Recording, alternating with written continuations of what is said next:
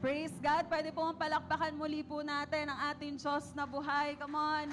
Let's give God the best clap of praise. Yung palakpak po na deserve ng ating Diyos. Praise God. Praise God. Pwede nyo po bang batiin ang inyong mga nasa kaliwat kanan? Sabi mo, partner, bless ako at nandito ka ngayon. Sa kabila naman, sabi mo, partner, lume-level up ka yata today. Praise God. Amen. God is good all the time. And all the time, God is good. Praise God. Ang sarap pong magpuri sa Panginoon. Amen. And we all believe that our God is worthy to be praised. Amen po. Before we start, I want to welcome each and everyone. Welcome po in Jesus the Anointed One Church, Full Gospel Christian Ministry. Meron po ba tayong first timer o ngayon lamang po nakadalo ng ganitong gawain? Praise God. Palakpakan po natin ang Lord sa kanilang buhay. Welcome sa atin pong church and I pray na ang bawat isa po ay makatanggap ng matinding salita ng Diyos ngayong umaga pong ito. Let us declare our calling verse, the Luke chapter 4, verse 18 to 19. The Spirit of the Lord is upon me because He had anointed me to preach the gospel to the poor. He had sent me to heal the brokenhearted, to preach deliverance to the captives and recovering of sight to the blind, to set at liberty them that are bruised, and to preach the acceptable year of the Lord. We also have our culture. Sabay-sabay po natin ideklara. I am a blessing. I am anointed. I am a deliverer. I am a good follower. I don't destroy, I build. I'm not seasonal. I appreciate everyone and everything. I'm part of something big. I'm in partnership with Christ and I'm not extreme. Palakpakan po natin ang ating Diyos na buhay. Praise God. Kamusta po ang bawat isa? Mabuti. Wow, paganda ng paganda. Praise God. Lahat po ba ay nakaboto? Praise God. So, I know this week has been really a mission to accomplish by the Lord and our government. Ano po? So, I pray na ang mga nanalo ay talaga pong yun ay kalooban ng Panginoon. So, let's go back to the topic of our May series. Nandoon pa rin po tayo sa self-check. Ano po? Sabihin nga po natin, self-check. Okay, tingnan mo yung katabi mo. Okay, hindi po sinabing katabi check, pero ang sinabi ay self-check. Amen? So, ngayon pong buwan na to, I believe God will fix something in ourselves. Amen? Sa buhay po ng bawat isa. So last week, we celebrated the Mother's Day, ano po? And this Sunday, pag-uusapan po natin ang salitang self-check. Ano? Ang topic po natin ngayong umagang ito in the series of self-check is what God wants from you. Ano ba talaga ang gusto ni Lord para sa'yo? Tingnan mo nga yung katabi mo. Siya na ba? Siya na ba? Siya na ba? Okay? Ano po ang gusto ng Diyos para sa'yo? Amen? So, paano po? Alam niyo po, sino po dito ang mahilig po siyang magsabi sa mahal niya sa buhay, sa family niya, ng salita pong I love you? Amen? Wow! Praise God. And when we say the word I love you, yun po ba ay may pakiramdam pa? Amen? Para, nagiging bati nyo na lang, I love you, parang nagiging ano nyo na lang, parang hi and hello na lang po ba yung I love you sa inyo. Alam nyo po, sa isa pong magandang tahanan, madalas po nating naririnig yung salita pong I love you. And when we say I love you, there's really feelings, ano po, talagang daman-dama mo sa puso mo when you are saying to people the word I love you. Pero minsan naman po, there's a contradicting to that phrase. Ano po yon? I hate you. Tama po ba? Nakarinig na po ba kayo ng salita na yon? Diba? Minsan po, nagiging biro yung salita na yan. I hate you. Parang wala lang. And minsan po, when we say those words, tumutusok po sa puso natin. Tama po. Sino po dito naka-experience na nasabihan siya ng masakit na salita at para bang bumaon talaga sa puso niya? Parang ang sakit-sakit. Parang dart talaga sa pull talaga sa puso mo yung sakit. And minsan po, sa ating mga buhay, whatever the case, whatever the case, it's either hate or love, minsan po, it's becoming a tired cliche. Ano po ibig sabihin nun? Para bang nakasanayan na natin yung mga salita na yon. Hello? Andyan po ba kayo? So minsan po nakasanayan na, I love you, parang wala nang kilig, So minsan, pag sinabi sa'yo, I hate you, parang hindi ka na lang nasaktan kasi parang normal na ba sa'yo? So tama po ba, may mga nangyayari pong ganito sa ating buhay. So the casual, you use those words, it empties its meaning. Kung lagi mo ginagamit yung salitang I love you or I hate you, pag lumilipas po yung panahon, para bang nawawalan na po siya ng halaga. And we no longer sometimes understand the statement. Ano po ba ang connection noon? Alam niyo po, in our lives, I believe our God is a loving God. Amen. But sometimes, as we go toward our Christian life, as we go toward with our life, minsan po, nalilimutan na natin na mapagmahal ang Diyos na meron po tayo. Are you there? Amen. So, hindi mo nga alam minsan kung ano na ba yung hate at love. Sino po dito nakapanood na nung palabas na, ano nga ba yun? Yung kay Catherine po at saka kay Alden, di ba? Ano po yun? Ano nga yung word doon? Yun, parang pag nagsasalita sila sa isa't isa ng I love you, ang sinasabi nila, I don't love you. Pero in their own meaning, ang meaning po nun, parang mahal nila yung isa't isa. Di ba po? It's a great example na para bang naguguluhan na tayo, ano po ba ang meaning ng bawat salita? Andyan po ba kayo? Amen? So, the Lord wants us to understand na hindi po makasanayan na lang natin, na alam lang natin na mapagmahalang Diyos na meron po tayo, kundi maramdaman natin yung salita na mahal tayo ng Diyos. Amen? Are you there? Nandyan po kayo.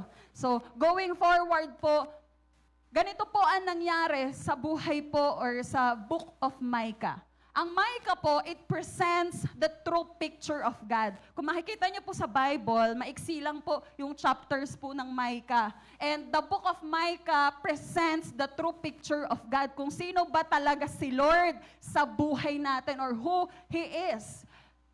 The Almighty Lord who hates sin but loves the sinner. Alam niyo po, minsan, yan po ang misconception ng tao. Hindi ako attend sa church kasi ang na-attend sa church, ang napasok sa church, yung mga banal. Tingnan mo nga yung katabi mo. Praise God. Banal. Amen? So, sabi ng mga tao, hindi ako papasok sa church. Kasi ang mga pumapasok sa church, mga perpekto, tingnan mo yung katabi mo. Praise God. Amen? So, that is the misconception. Yan po ang misconception. Alam niyo po, church is not the building. The church is you. Amen? Yang katabi mo ang simbahan. Bakit? Diyan kumikilos si Lord Amen? God is moving sa katabi mo. And going back po, ang hate ng Panginoon ay hindi ikaw. Kaya kung may kaibigan ka, hindi mo madala sa church, alam mo, ayoko umattend sa church kasi makasalanan ako. Nagiinom ako, may mga bisyo ako, ayoko umattend sa church. Alam niyo po, I want to clear this out. Ang hate po ng Panginoon ay ang kasalanan, hindi po ang makasalanan. Amen? The Lord hates the sin, but the Lord loves the sinner. Amen? Mamaya malalaman po natin. So, sa gitna po ng pinagdaraanan natin, in this book of Micah po, pinakita niya kung papaano hahatulan ng Diyos ang Israel and Judah at ang buong mundo po in the midst of overwhelming destruction. Si Micah po, he gives hope of consolidation or consolation because he also described God's love. Si Micah po, ang gusto niyang iparating na kahit nagagalit ang Diyos sa kasalanan, ay ang Diyos ay may pag-ibig pa rin sa makasalanan. Amen? Tingnan mo yung katabi mo. Sabihin mo sa kanya, mahal ka ni Lord. Amen? I believe we are not perfect. Kanina pong umaga, Pastor Alexis preaches that everyone is worthy in the sight of God. Lahat ng pinipili ng Diyos ay worthy sa paningin ng Diyos. Amen? That's why you are not here by accident. Hindi ka nakarating dito dahil lang basta ka nahigit. No, God planned for it for you to be here and hear His word. May plano si Lord. Hindi aksidente, pero kalooban ng Diyos. Amen? Kaya po, sa gitna ng pinagdaraanan mo, sa gitna ng mga kasalanan mo, kapatid, mahal ka ng Diyos. Amen? So, buksan po natin ang ating Bible in the book of Micah, chapter 6, verse 6 to 8. Sabay-sabay po nating basahin. Halinhinan po tayo. Ako po muna. Verse 6, what can we bring to the Lord? Should we bring Him burnt offerings? Should we bow before God Most High with offerings of yearling calves? Verse 7, kayo po ang magbasa.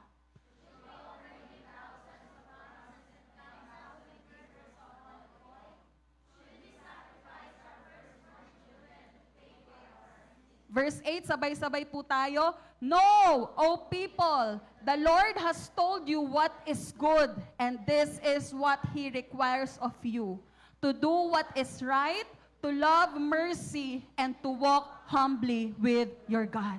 Wow. Balikan po natin yung verse 6 and verse 7. Alam niyo po sa verse 6, those people, kasi po nakikita o hinahatulan ng Diyos ang Israelites and even the Judah regarding their sins. At ang gusto po nila ay mabawasan ang kasalanan na meron po sila o mapatawad sila ng Diyos sa kasalanan na ginagawa nila. At sinasabi nila, ano ba ang pwede ko na maibigay o mai-offer sa Diyos na pwedeng makapagpabawas ng kasalanan ko? O pwede kong maibigay sa Panginoon para makita na nadadakila siya sa buhay ko. Sabi niya, should we bring Him burnt offerings? Kailangan ba magsunog ako ng bakat kalabaw para mapatawad ako ng Diyos?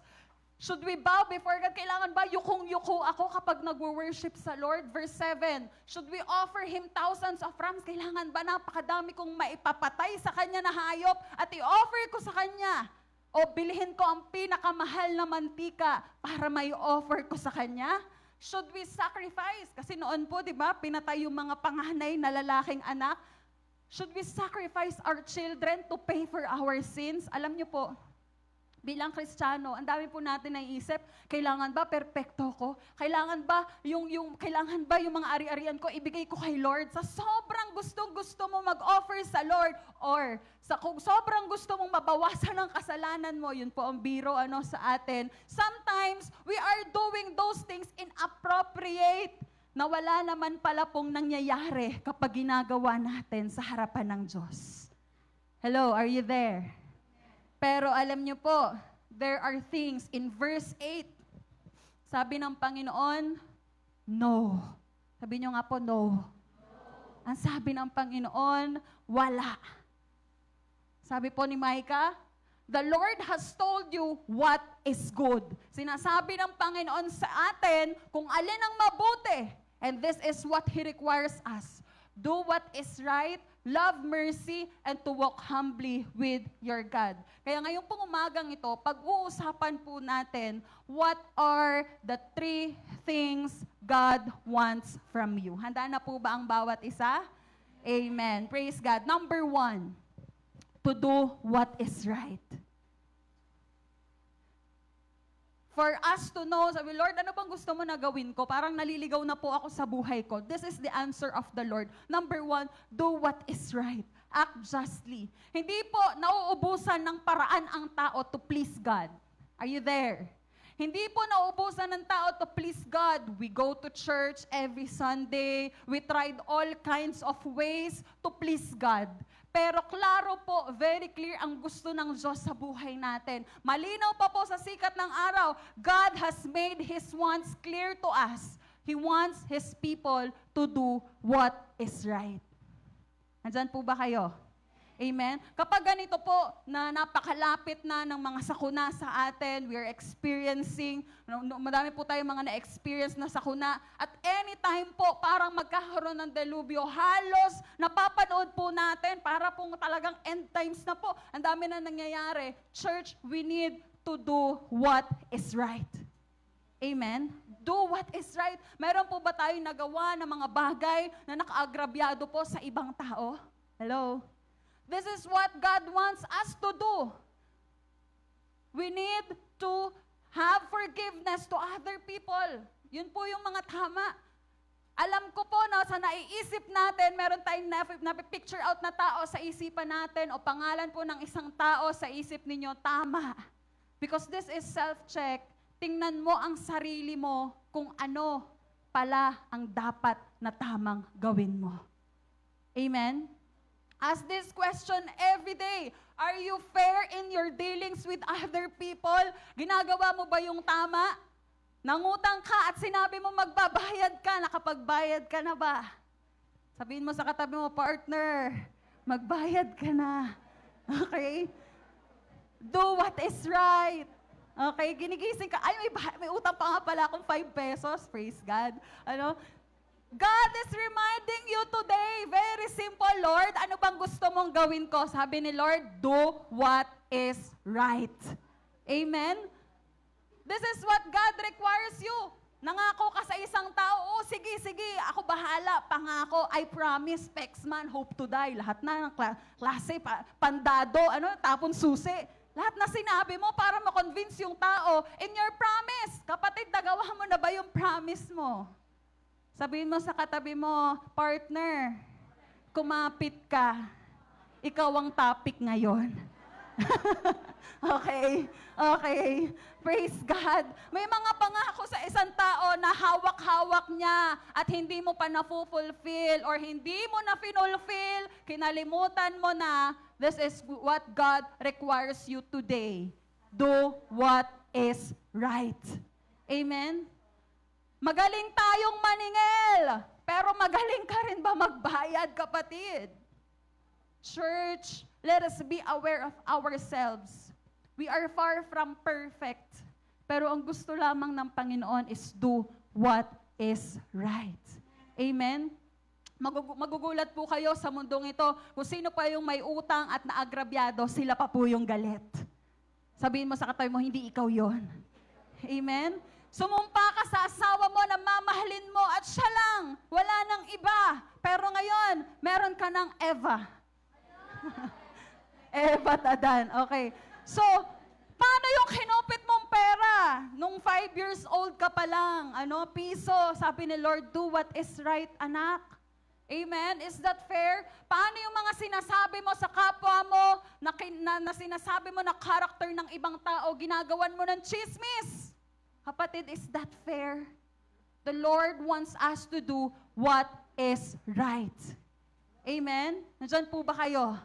Amen? Tingnan nyo nga po, nandyan pa ba katabi ninyo? Amen? Wala pong personalan to, hindi ko kayo kilala lahat. Ano po? Church, minsan you are praying to the Lord, Lord, bigyan mo ko ng malakas na katawan, bigyan mo ko ng trabaho, bigyan mo ko ng magandang pamilya, at magbibigay ako sa iyo, ibibigay ko ang buhay ko. Praise God. Alam niyo po, whatever you were saying right now unto the Lord, do what is right. Amen? What is the point here, church? Alam niyo po, the Lord is not asking for a big amount of money. Hindi po nagre-require si Lord para mapatawad ka niya, para may kilusan siya sa buhay mo. God does not require anything. Materially, wala po. Ang gusto lang ng Panginoon, do what is right. Sabihin mo sa katabi mo, partner, gawin mo ang tama. Amen? Sabi po on Proverbs chapter 21 verse 3. Tingnan po natin, Proverbs 21 verse 3, sabi po doon, nandyan po ba? The Lord is more pleased when we do what is right and just than when we offer Him sacrifices. Ano po yung great example niyan? Lord, isakripisyo ko na yung trabaho ko kasi parang mas gusto ko po, Lord, na maglingkod sa'yo. Hello? Alam niyo po, when you first hear it, it's okay. Pero kapatid, maaaring ikaw ang breadwinner ng family, maaaring ikaw ang nagsusupply ngayon sa pamilya mo. Kapatid, baka pag iniwan mo yung trabaho mo, mabash ka agad ng pamilya mo, di mo madala sa church. Hello? We need to be wise. Kailangan po natin maging matalino on how we offer our lives to the Lord.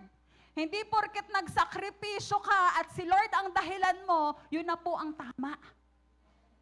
We need to ask, how God will move in our lives and do what is right. Amen? Paano po natin yun gagawin? Una po, we need to make up ourselves unto other people. Ano po ibig sabihin nun? Kung may hindi ka nakaayos sa trabaho mo, sa negosyo mo, ask sorry, ask forgiveness, at makipag-ayos po kayo. Do what is right. Second, maging matuwid sa maging matuwid sa dealings natin sa tao, huwag pabago-bago. Kasi may mga taong umaasa sa sinasabi mo at nagtitiwala sa sinasabi mo. Amen? And thirdly, magsisi tayo sa kanila. Do what is right. Why? Dahil mas luluwag ang puso mo kapag ginawa mo ang tama at mas gaganda ang buhay mo because God is pleased when we do what is right. Amen? Pwede po mong palakpakan natin si Lord. Ano pa po? Number 2, what God wants from you. Love, mercy. Sabihin nga po natin, love, mercy. Pastora, ano po ba yung love, mercy? Ano po ba muna yung mercy? Yun po ba ay, ano po sa Tagalog yung mercy? Habag. So, do you show mercy to those who wrong you? Ikaw ba ay nagpapakita ng habag sa mga taong nagkamali sa'yo? Okay, fine. May mali po ang tao. Naawa ka ba o mas nagagalit ka sa kanya? Yung inis mo ba, may kasama ba yung mercy? O yung mercy mo nagiging galit? Nagiging hinanakit? Pastor, hindi ko talaga kaya pong mahalin yung tao na yan kasi nasaktan niya ako, iniwan niya ako, pinagpalit niya ako, hindi ko kaya. Okay? Talagang nilahat niya. Fine! Okay, pero hindi naman yung tao ang pinamamahal sa'yo ng Panginoon. Ang mamahalin mo yung awa at yung habag na binigay sa'yo ng Diyos. Amen? Of course, may nakalagay po sa Bible na mahalin ang kaaway. Pero ang unang step to love your enemy is to love mercy. Mahalin mo yung awa. Mahalin mo yung habag. Matututunan mong mahabag sa Kanya, matututunan mong magmahal sa kaaway mo pag una mong pinakitaan ng habag. Amen? Sa kalalagyan po ng tao, sa mali ng tao, pakitaan natin ng habag. Because eventually, yung gumagawa sa'yo ng mali, lahat ng ginawa niya ng mali, at lahat yon sabay-sabay po yun na pupunta sa Kanya. Hello? When we say mercy, it is elios. Pag sinabi pong mercy, it includes the idea, hindi lang ito basta awa It includes the idea of pity and sympathy. At may translated pa po ito na loving kindness. Ibig sabihin, hindi ka lang basta naawa, hindi ka lang basta nahabag, pero pinakitaan mo ng pag-ibig. Amen? We need to show love to people. Balikan po natin. Sabi po, Matthew chapter 9, verse 13. Then he added, go and learn the meaning of this scripture. I want you to show mercy, not offer sacrifices. For I have come to call not those who think they are righteous, but those who know that they are sinners. Ang gusto po ng Panginoon ay hindi lang tayo basta maawa sa tao. Minsan po kasi ang tao pag naaawa, sige, bigyan na lang natin ng ganito. Libre na lang natin, okay na yun. That does not show mercy. That does not show mercy. Those are just sacrifices. Pero alam niyo po, ang totoong tinawag ng Panginoon ay ang mga tao na hindi nila iniisip na sila ay nasa tama. Pero ang mga tinawag po ng Panginoon ay ang mga tao na makasalanan. Ano po sabi? I have come to call not those who think they are righteous, but those who know they are sinners. Pastora, paano po yun ay makasalanan nga po? Every one of us po ay makasalanan. We make mistakes every day. Pero alam niyo po, dahil napakayaman ng Diyos na ating pinaglilingkuran, umaapaw po yung awa na meron siya. Why does God wants us to show mercy to people? Because God wants you to be the extension of His hands. Amen? Ikaw ang gusto maging extension ng Panginoon ng awa at habag niya. Amen? So God wants us to love mercy. Kapag ikaw ay nakasakit ng tao o may nakasakit ng damdamin mo, show mercy. Hindi dahil mahal mo yung tao na nagalit sa'yo, pero dahil mahal mo yung awa at habag na binigay sa'yo ng Panginoon at gusto mong i-extend yon sa taong nakasakit sa'yo. Amen? So Hebrews 4 verse 16, let us then with confidence draw near to the throne of grace, that we may receive mercy and find grace to help in time of need. Alam niyo po kung bakit pinamamahal ng Diyos ang awa? Kung bakit gusto ng Panginoon na magkaroon tayo ng puso na punong-puno ng awa? Kasi umaapaw po ang awa ng Diyos. A feeling of sadness because of another person's trouble or suffering. Ganito po kapag may awa ka, pag yung tao po nalulungkot o nagsasuffer, talagang dadamayan mo siya You will comfort her. At may capacity po tayo para maramdaman po ang isang tao. Makinig po kayo sa akin, tingin po kayo sa akin. The Lord wants us to love mercy. Bakit? Kasi kapag may awa ka, madadamay yung kinaaawaan mo at madadamay ka rin sa Kanya. Pag may awa ka, sapul ito, sapul rin siya. Pag may awa ka, nakikita mo kung ano ang need ng tao sa paligid mo. Pag may awa ka, nakikita mo na kailangang maligtas ng tao. Amen? One time po, nung life group po kami sa Sulpok, I remember the answer of yung isa po nating kapatiran. Sabi niya, Pastora, alam mo malungkot po ako. Sabi ko, bakit po kayo malungkot? Ano po nangyari? Akala ko po may sakit, ganito, ganyan. Sabi niya, Pastora, alam niyo po, yun po yung mga panahon na nagigera pa po yung Israelites and Palestinians. Sabi niya, Pastora, nalulungkot ako kasi malapit nang dumating si Lord. Sabi ko, oo nga no, malapit na. Sabi ko, bakit naman po kayo nalulungkot? Oo nga po, malapit na dumating si Lord. Alam niyo po, Pastora, nahahabag ako, naaawa ako, kasi yung pamilya ko po, hindi pa nakakakilala kay Lord. Yung nanay ko po, hindi pa nakakakilala kay Lord. Yung mga kapatid ko po, hindi nakakakilala pa kay Lord. Paano pag dumating si Lord? Ako lang yung kasama, sila iwan. Hello? Are you there? Grabe po yung puso ng tao na yon na naisip niya dahil nagkaroon siya ng habag, dahil nagkaroon siya ng mercy, sabi niya, Pastora, naawa ako, nahahabag ako, dahil ayoko na ako lang ang maliligtas, gusto ko kasama ang pamilya ko. Amen? Kaya pala ngayon, mga kapatid, mercy is the first act to meet the need of a person. Kailangan pala pong mahalin natin yung awa. Tingnan mo nga yung katabi mo. Mukha ba yung may awa o kawawa?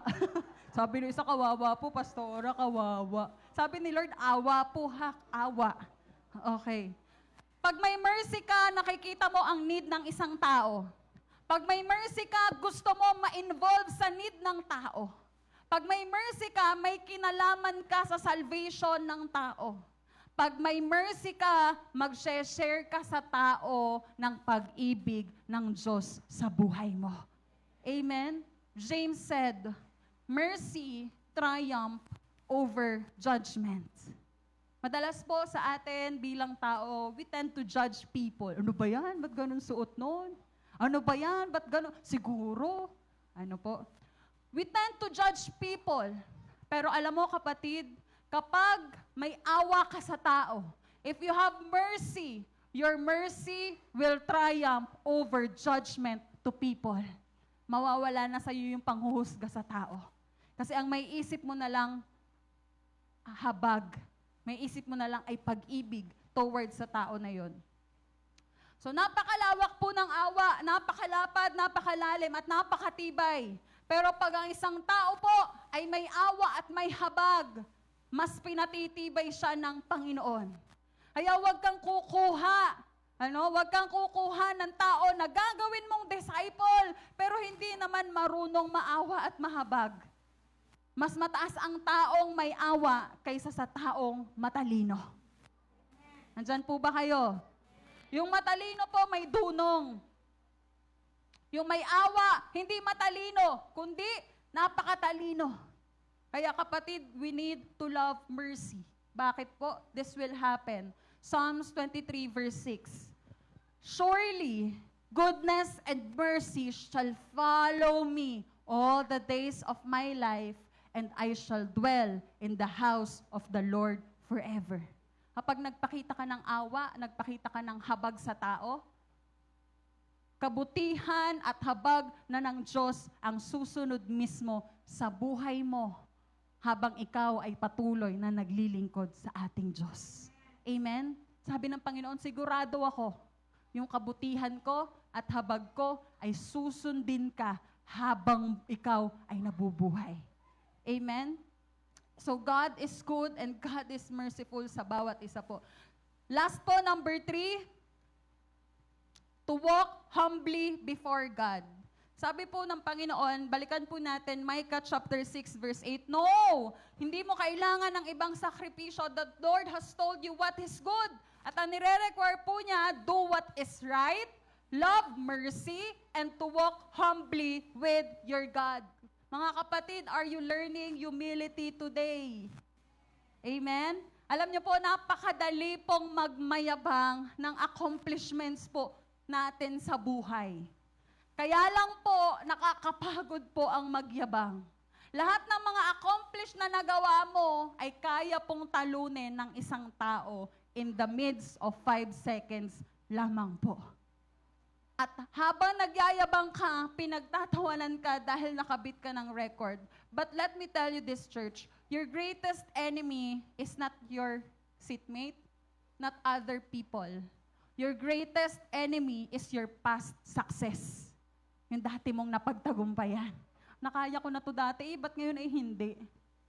Your greatest enemy in giving is your past giving. Yung dati mong binigay. Dati ganito yung nabibigay ko sa nanay ko, ba't hindi ko na kaya? Hindi ka na magbibigay kapag naaalala mo yung dati mong binigay. Church, we must walk humbly before God. Alam niyo po, in our lives, wala po tayong kayang ipagmalaki. Nandyan po ba kayo? Amen? When we pray to the Lord, Lord, tulungan mo naman ako na huwag ipagmayabang ang mga bagay na pwede kong ipagmayabang.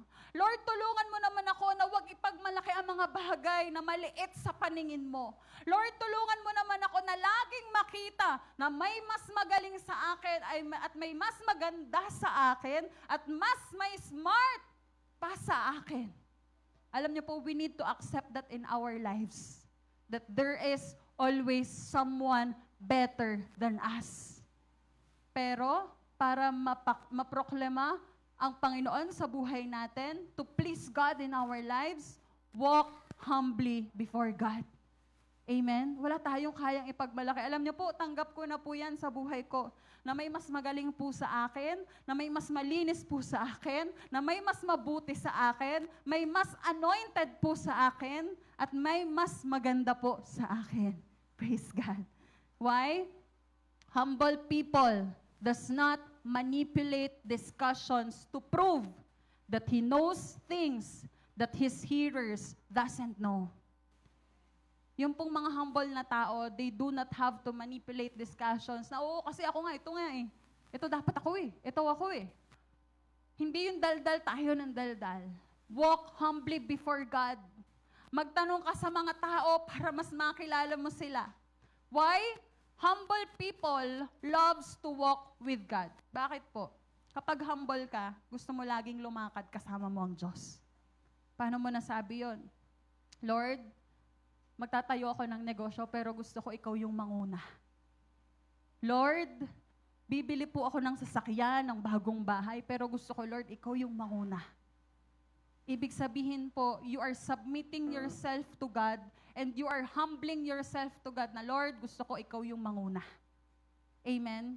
Alam niyo po, yung mayayaman po sa mundo, pag sumabay po yan sa lakad ng Diyos, mamumulubi po siya. Sino po bang pinakamayaman na tao po ngayon? Ano daw po? Sino daw po? Sino po pinakamayaman ngayon at di niyo po kilala, no? Sino po pinakamayaman na tao ngayon? Yung mga, hindi ko po kilala eh. Sino po bang pinakamayaman na tao? May-ari daw po ng Tesla. Alam niyo po yung mga yan, yung mayayaman, makinig po kayo.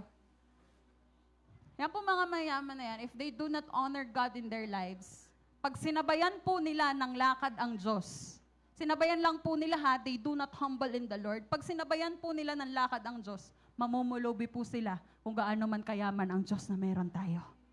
Amen? Si Manny Pacquiao po, pag sumabayan sa lakad ng Diyos, magmumukha po siyang sakitin. Bakit? Iba po kumilos ang Diyos na meron po tayo. Amen? Yung mga sikat po na tao, hindi ko po kilala kung sino yung mga sikat eh. Pag lumakad po yan, kasama nila ang Diyos, sinabayan lang ba nila? Hindi sila nagtiwala, sinabayan lang. Mapapasabi po ang Diyos sa kanya, sino ka? Why? Because our God that we have is bigger than any person in this world. Amen? That's why we need to walk humbly in the Lord. Why? Kapatid, pag ikaw na ang lumakad at kasama mo ang Diyos, wala kang maipagmamalaki kundi yung Diyos na kasama mo. Amen? Palakpakan po natin ang Diyos. Wala kang kaya ipagmalaki. Alam niyo po, you are walking with the Lord. With the Lord po ha, not just beside the Lord, but you are walking with the Lord. Alam mo, taas noo ka lang maglalakad. Wala kang yaman, wala kang galing, pero ang meron ka lang ay ang Diyos na meron ka. Amen? Why? I believe the God that we are serving, He's a great provider. At sabi ng Panginoon in Mateo 23 verse 12, ang nagmamataas ay ibababa, at ang nagpapakumbaba ay itataas ng Diyos. Amen? Magpakababa ka ng husto. Hindi ko po sinabi na magpakababa ka na para bang wala ka ng alam. Church, walk humbly before God. Gusto mong i-honor si Lord sa buhay mo, gustong mataas si Lord sa buhay mo, walk humbly before God. Pag kumita ka, mag-tithes ka, walk humbly before God. Pag nakapag-asawa ka ng maganda, huwag kang magmayabang, sabihin mo kay Lord, Lord, salamat, may awa ka. Amen. Pag mataas ang grades mo, walk humbly before God. Lord, sa susunod, hindi na po ako mangongopya. Pag maganda ang buhay mo, Lord, salamat po sa awa. Huwag niyo po kaming pababayaan. Ilayo niyo po ang asawa ko sa kusina. Pag may maganda kang kotse, pasalamat ka. At may nasakyan ka. Why? Because your car, your house, your business is an act of God in your life today. Gawa yan ng Diyos. Amen? God is working with our lives, but God wants us to walk humbly before Him. Church, wag na wag kang magyayabang. Kapag may pera ka, magpasalamat ka sa Panginoon at mag-share ka sa katabi mo. Wow, sabi ng katabi, praise God, praise God. May pera to, may pera to. Biro lang po. Wag na wag kang magyayabang. Alam niyo po, wala tayong kayang ipagmayabang. Tingin po kayo sa akin. Wag na wag kang magyayabang kasi pag nagyabang ka, diyan lalabas ang pagkilos ng Diyos sa buhay mo. Marirealize mo, Lord, nung nagyabang ako, parang nag-downfall po ako. Lord, nung nagmataas ako, parang hindi kita naramdaman na parang kasama kita. Ipakita mo ang Diyos sa nangyari sa buhay mo at ipapakita naman ng Diyos ang mangyayari kasama ka. This is how God wants from us. Ito yung gusto ng Panginoon mula sa iyo at sa akin. Hindi nire-require ni Lord na mag-tithes ka ng milyon. Hindi nire-require ni Lord na magbigay ka ng lupa at bahay para simbahan. Wala pong ganun sa Bible. Only what God requires for us, do what is right, love mercy, walk humbly before God. Balik po natin, sabi ng Panginoon, make your life a living testimony of my works in you. Gawin mo na ang buhay mo ay punong-puno ng pagkilos ng Diyos sa buhay mo. Why? Hindi mo namamalayan. Pinapakita na pala ng Diyos sa'yo kung ano yung mga bagay na gusto niyang mangyari pa sa buhay mo. Amen? Dati po, alam niyo po nakikita ko yung sa Facebook, sabi niya, you do not know but what the life that you are living today is your answered prayer from your 10 years ago prayer item. Amen? Dati yung buhay mo ngayon, panalangin mo lang yan. But God is already moving in your life today. Amen? The more na pinapakita mo ang Diyos sa buhay mo, the more na pinoproclaim mo yung buhay mo sa ibang tao that God is working on you, the more na kinikilusan ng Diyos ang buhay mo. Ipagmalaki mo ang Diyos at ipagmamalaki ka din niya. One thing, nature po ng tao na gusto po natin na para bang tayo ay na-appreciate. Pero isa lang po ang gusto sabihin ng Panginoon, huwag kang maghanap ng papuri ng tao.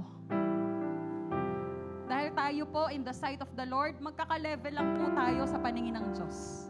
Ako po kahit pastor, o kung ano man po ang natapos natin, engineer, doctor, teacher, we are all the same sa mata po ng Diyos. Wala pong paborito si Lord na, pastor to, paborito ko to. We are all the same in the sight of God. Pare-parehas po tayo. Kaya pag naghanap ka ng papuri sa tao, ka-level mo lang yan. Amen? But when God sees na pinoproklama mo siya sa buhay mo, doon ka mas lalong itataas pa ng Diyos sa antas ng buhay na meron ka ngayon. Amen? Palakpakan niyo po si Lord. Kapag ang Diyos na ang magpupuri sa iyo, wala lang magagawa ang tao. Kapag humble ka, maabot mo ang goal mo sa buhay. Kapag humble ka, hayaan mo lang na maliitin ka nila.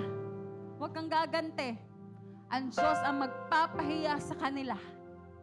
Kapag humble ka, bibigyan ka ng Diyos ng life group na maganda na lalago at magiging blessing sa iyo. Maniwala ka na.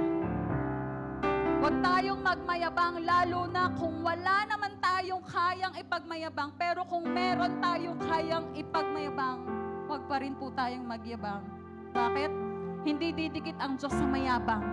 Didikit siya sa mababa ang loob. Didikit siya sa mapagpakumbaba. At didikit siya sa taong lumalakad kasama niya sa buhay niya. Amen. Sige po, palakpakan niyo si Lord. Yung mapagpakumbaba po, wala siyang dapat patunayan. Alam niyo po, pag ang tao humble, wala po yung pinoproblema. Wala yung iniisip na inggit. Wala yung iniisip na galit. Kaya wala siyang iisipin na patutunayan. Ang heart niya lang, Lord, ikaw ang kumilos sa buhay ko. Wala siyang dapat patunayan kasi patutunayan ng Diyos ang kaya niya sa mga walang kayang patunayan. Amen? Mas gusto ng Diyos gamitin ang mapagpakumbaba dahil ang mga taong mapagpakumbaba, ang tingin niya sa Diyos ay napakalaking Diyos. Amen? If you are humble, ang tingin mo sa Lord, Lord, grabe, napakalaking mong Diyos, napaka-powerful mong Diyos. Pero alam niyo po, sa taong mayabang, ay kaya ko na to. Tsaka na lang ako magpe-pray pag may problema na ulit. Proverbs chapter 22 verse 4. Let me end in this verse. True humility and fear of the Lord lead to riches, honor, and long life. Amen. Ang tao pong mapagpakumbaba at may takot sa Diyos, it leads to riches, it leads to honor, and it leads to long and satisfied life. Amen. Kaya po, there are 3 things na gusto ng Panginoon. Do what is right, love mercy, and walk humbly before God. Tatayo po tayong lahat. At ngayong umaga pong ito, because our topic is about self-check sa atin pong mga buhay, we need to align our lives into this. Kung hindi pa po tayo nagagawa ang mga bagay na ito, let us ask the Lord, help me build my life. As we sing this song, alam niyo po kanina, as we worship the Lord, sabi ko, Lord, grabe ka. Because we are not worthy. Pero sa paningin ng Panginoon, may ibubuga ka. Sa paningin ng Panginoon, I can do things in you. May kaya akong gawin sa negosyo mo. May kaya akong gawin sa trabaho mo. May kaya akong gawin sa pamilya mo. And right now, I want us to worship the Lord. Pwede po bang i-flash natin yung bridge ng song before we sing to the Lord and worship God. Sabi po sa bridge, Lord, I will build my life upon your love. It is a firm foundation. Let this be our prayer today, na Lord, sa pagbuo ko pa ng buhay ko, sa paggawa ko pa ng buhay ko, hayaan mo na laging pag-ibig mo mangibabaw sa puso ko. Why? Kasi kapag may pag-ibig ka, mercy follows, humbleness follows. Amen? And I will put my trust in you, Lord, sa iyo lang. At kapag may tiwala na ako sa iyo, I will not be shaken. Sasabihin mo sa Panginoon, Lord, dahil may tiwala ako sa iyo, hindi ako matitinag, hindi ako mahihirapan, hindi ako masashake, hindi ako mawawala sa iyo. Yun na po ba yun? Last na po ba yun? Now, as we sing to the Lord, let this be our prayer. Lord, I will build my life upon you, upon your love. At hayaan mo, Panginoon, na sa pagdaloy ng pag-ibig mo sa akin, yung awa ay susunod, yung humbleness ay susunod, dahil puno kami ng pag-ibig mo, Panginoon. Come on, church, as we sing this song unto the Lord, hayaan natin na itong ang maging panalangin ng ating mga puso. And I will build my life upon your love. It is a firm foundation. I will put my trust in you alone. And I will not, minsan pa, Lord, I will build my life. Will build my life upon your love. It is a firm foundation. I will put my trust in you alone. And I will not be shaken. I will live my life upon your love. It is a firm foundation. And I will put my trust in you alone. And I will, Lord, I will build my life. Come on, sing unto the Lord. Lord, punuin mo kami ng pag-ibig. Let mercy follow. Let humbleness follow, Lord. I will put my trust in you alone. And I will not be shaken. And I will build my life upon your love. It is a firm foundation. I will put my trust in you alone. And I will, minsan pa, sabihin natin sa Panginoon, build my life. Come on. Yes, Lord.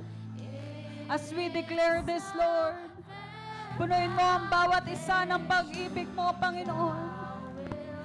Hayaan mo na magkaroon kami ng habag sa tao. Hayaan mo, Panginoon, let me walk humbly in you, O God. Lord, I will build my life. I will build. Yes, Lord. Let this be our prayer.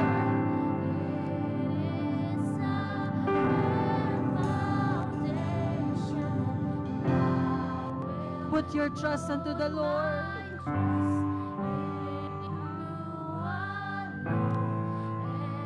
Minsan pa, yung punong-puno ng pag-ibig ng Diyos. I will build my life upon your love.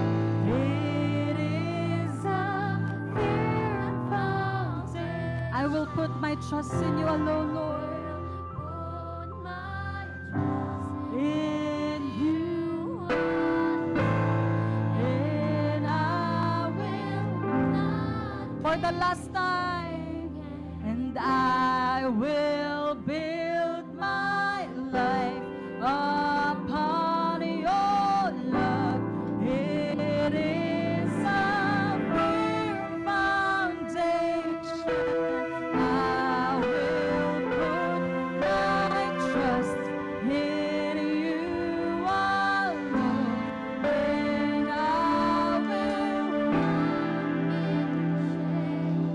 Panginoon, right now, let me pray for you.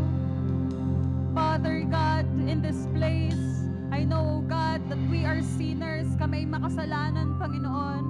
But as we come unto you, Lord, you have taught us ngayong umagang ito that we need to do what is right. That, Lord, we need to love mercy. And we need to humbly walk in you or before you, O God. Hayaan mo, Panginoon, na sa bawat paglakad namin sa araw-araw, ikaw ang kasama namin. Maipakita namin sa mga tao na nasa paligid namin that you are the Almighty God working in our lives. Ikaw ang kumikilos, Panginoon. Ikaw ang malaking Diyos sa buhay namin. Ikaw ang itinataas sa buhay namin, O God. At Lord, hayaan mo na ang bawat isa na naririto, kung may mga tao pa man na hindi sila maayos ang relasyon, Lord, let there be forgiveness. Lord, let there be humbleness, O God. Hayaan mo na magkaroon ng matinding pagpapatawad. Let them do what is right, O God. Lord, let us humbly move in you, Panginoon, sa pangalan mo. At Lord, hayaan mo na sa pagkilos namin, Lord, let we love mercy. Magkaroon kami ng habag sa pamilya namin, habag sa mga kaibigan namin, sa mga katrabaho namin, Panginoon. Let these people know more of you at gamitin mo kami, Panginoon, para maging blessing sa ibang tao. Gamitin mo kami, Panginoon, para mas makita yung matindi mong pagkilos. Gamitin mo kami, Panginoon, kung paano mas makikita kung gaano kakabuting Diyos sa aming mga buhay, O God. Lord, let us be an extension of your hand upon other people in showing mercy, in doing what is right, and to humbling ourselves upon these people, O God. Lord, salamat sa pagkilos mo sa aming mga buhay. Salamat sa pagpapakita na hindi namin kailangan ng kahit ano to offer you, but only our lives to do what is right, O God, in Jesus' name. Salamat, Panginoon. Patuloy na kilusan mo ang buhay ng bawat isa. Let humbleness be shown in our lives today. At Lord, lahat ng mga ibinaba mo, I believe, O God, tataas ang antas ng buhay, tataas ang antas ng mga negosyo, tataas ang mga promotion sa trabaho, magkakaroon ng magandang buhay